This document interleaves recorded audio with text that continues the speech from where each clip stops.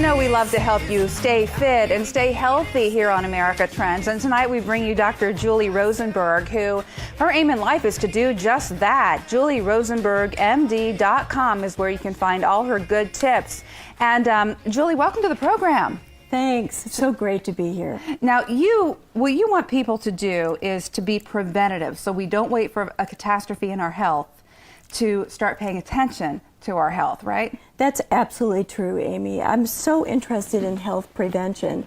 As we talked about, I'm an oncologist, and I've seen a lot of people who have been quite ill. And now people are living longer and longer, and it's wonderful to be able to support people in healthy lifestyles. But we need our vessels as we get older, as we're living longer and longer. We need our vessels, our bodies and our minds, to keep up with us, right? Absolutely. And so we need to make sure we're taking care of things ahead of time. I think it's fascinating that you were in oncology and pediatric oncology. You probably had to see some heartbreaking and profound things. And that probably made you say, we need to try to do better and keep ourselves healthy ahead of time. Right. One of the things I've really learned is that any day can be your last. And with that, I think we need to do things in the present, to be in this day. And one of the things that has really helped me, Amy, is the practice of yoga, because yoga really helps us stay in the present. And when we worry about what we did in the past, or we brood about what might have happened then or what could happen in the future, we really miss that present moment where there could be so much joy and happiness in our lives. What's the thing that drives you the craziest when you see people that are doing things that hurt their bodies or won't be good for them in the future? Is it not stretching and keeping fit and things like that? Well, I've seen so much disease, and people are living longer and longer. The average lifespan right now in the U.S. is about 78 years. And what I really worry about is that if we're living longer, we need to stay healthy. And so when I see folks with healthy habits, I often wonder what drives those healthy habits, and if there are things that they could do that might be better for them in terms of changing lifestyle and feeling better. Because at the end of the day, we all want to feel good. And what have you found? Because that is interesting. It's the habits that we build that make us what we are and that determine our behavior day to day.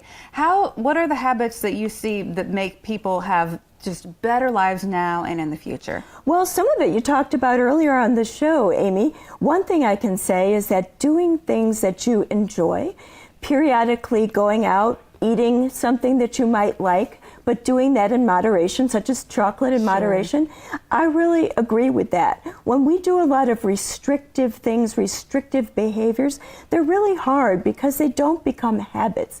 It's healthy lifestyles that we enjoy when we wake up and we feel good. That's really what we're trying to seek. Another thing that I found is so important is laughter. Laughter is critical in having a healthy and happy life. We gotta laugh because we're burdened by so much stress. And laughter is very, very good medicine. It is. It absolutely is good medicine. It really releases endorphins. It helps to minimize stress, and it is terrific to laugh. I try to laugh at least every day. We need all that. So maybe take some time to decompress, read a funny book, watch a funny TV show, and don't feel guilty about it. It's good for the soul. Absolutely. Taking time for yourself is always very important, and we can always find it, even if it's just a few moments in the day. Yeah. I'll bet it does also go back to, as you say, nutrition. Having, you can have chocolate now and then, but it's not necessarily good for every meal. No, it's not. It's not. And chocolate actually has phenylethylamine in it, Amy, and that is it's a small molecule, but that substance is a neurotransmitter. And it's similar to how we feel when it's released in dark chocolate to when we fall in love. So that might be one of the things that folks are very excited about when they eat chocolate. They feel good, and that is a good thing, right? But the bottom line is we don't want to eat chocolate every day for every meal, but once in a while, why not? Why not have a special treat? We're very happy to look at that girl. She's enjoying some chocolate. Clearly, it's having some good effect on her brain chemistry, Dr. Julie. Talking to Julie Rosenberg, MD, and her website is JulieRosenbergMD.com. She wants to enhance your health and well-being and thrive in this modern world. We have a lot of things coming at us, and we let things come at us. Do we have to say no a little more so we do have time to laugh, do have time to take care of ourselves? Well, I think boundaries are important. We live in a 24/7 world. Our work environments now are so busy because so much of work now is international and we can connect any time of the day or night. So it's really important to take care of ourselves. And one thing I've learned in an area where I was a bit deficient is sleep is critical. Sleep is critical to really build our bodies back. You know, and we can't minimize our sleep and feel well and perform our best. So that's where we really need a boundary, is around our sleep. I love this topic because I don't think people get nearly enough sleep, and I think it shortens our lifespan, shortens our attention span, gets us in wrecks, makes mistakes happen, and I think people don't pay enough attention to it. I was going to ask you how many hours of sleep they say we need these days. You know, I had a friend, Todd, years ago, and one day he said, I sleep 9 hours now because they said they went from 8 hours to telling us it should be 9, so I changed my sleep. And that just made me laugh so much. Is everybody different? I have to say I'm not a sleep expert, but people are different. Typically they say the minimum amount of sleep that folks need is about 7 hours. Mm-hmm. I'll say for myself 7, even 6.5 is usually adequate, but you want to get good REM sleep, and that means being interrupted throughout that sleep cycle is less than ideal. But don't be guilty about going to bed. Sleep restfully and comfortably and try to sleep that 7 hours or 8 hours so that you can wake up, as you said, refreshed and really able to meet the day.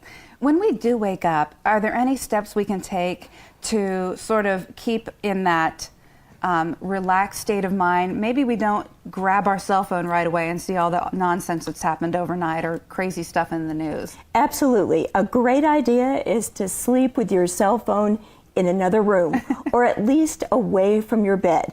I know some people, they grab their phone, as you said, the minute they wake up, but this puts us in a different frame of mind. My idea is to wake up and be intentional. Spend a few moments even taking a few deep breaths or thinking about something that you're grateful for. Maybe your family, maybe your pet, maybe your home, but think about what you're grateful for, because then the day starts and oftentimes we just forget about those simple things. And that can be as short as 30 seconds or a minute, a few minutes. Just take the time to start intentionally. Do you have any specific times during the day when you say, you know, maybe at 3 o'clock you take some time to just take some deep breaths, get out of the rat race for a second, or even a power nap or anything like that a little later into the day? Well, I can say on the deep breaths, absolutely. One of my favorite things is what I call the pause. We stay in our busyness of each day and take time to pause and appreciate what's around you. I do that pretty much wherever I go, and oftentimes I might snap a photo. You know, iPhones are so great for just taking a quick picture and, savoring the moment, or posting it on social media so you can share it with your friends. Something meaningful to share with Absolutely. friends. I agree. Absolutely. Remind them too. We're talking to Dr. Julie Rosenberg, and she wants us all to have better health now and as we age. And we're going to hold you over and talk a little bit more about that, okay? Great. We're back on America Trends right after this with Dr. Julie.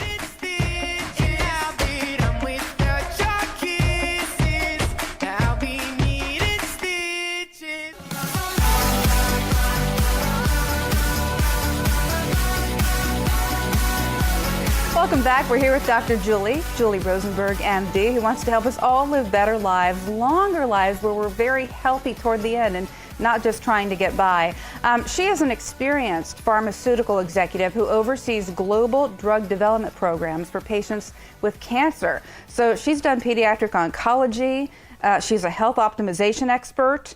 And you help, Julie, do you help establish protocols for cancer? How does that work? I do. I oversee large drug development programs, so there are new drugs that are coming out every year to better fight the war on cancer, and I've helped in those domains, as well as in areas of drug development for biosimilars, which are similar drugs to existing products that might be very costly, and there are opportunities now in cancer treatment to try to lower those costs. So this is a big topic, but I've really been privileged to be able to participate in treatment of patients with cancer for over 20 years now. We'll have to have you back sometime to talk about that, because I know we're talking about wellness today, but I just have to ask quickly, coming down the pike, do you see a cure for cancer in our lifetime? I think so much of it, well, it gets back to what we're talking about today. I think that we are making wonderful strides against cancer, and whether there'll be a cure for all cancer, I can't really say. But what I would like to do for patients who are going through their treatment and who are beyond treatment, and those who have never experienced cancer, is really help them stay well, because it's healthy lifestyles, our lifestyle, our health ownership, that's really going to help in the long run for us to prevent disease. And if we've had disease, health ownership is really going to help us stay well. So right. We talked in the former segment about eating better, keeping our minds clear, de-stressing a little bit, having good sleep. I know you also say that we should take time out to have gratitude. What do you mean by that? Well, I think we spend so much time being busy. We have lives of busyness. Whatever our situation is, we're all busy. And I think we forget sometimes to take a few moments and appreciate what we do have, because all of us probably have something that we can appreciate. And when we don't dwell on the things we don't have and internalize what we do have, it actually helps our mindset, our attitude, and our overall health. Because we do have so much, really. We do. Yeah. You also say that we should live intentionally. What do you mean by that? I think that you really need to have a sense of purpose, and living intentionally is putting certain habits into your life, such as when you get up, take a few deep breaths after you wake up. Instead of popping out of bed and checking your cell phone immediately and looking at the news of the day, much of which might be bad news, take a few moments and look around. Do you have flowers in your room? Do you have family pictures that make you happy? What about the quilt on your bed? Is it something of your grandmother's? You know, there are things in your life that can bring you happiness and joy, and we just don't necessarily think about them. And living more happily and joyfully is really something we all need to do. We need to do that on purpose. Yes, yes, we need to think about it and be intentional in those thoughts. And again, as we talked about in the last segment, Amy, we try to laugh every day. Try to find one thing to smile about and laugh about.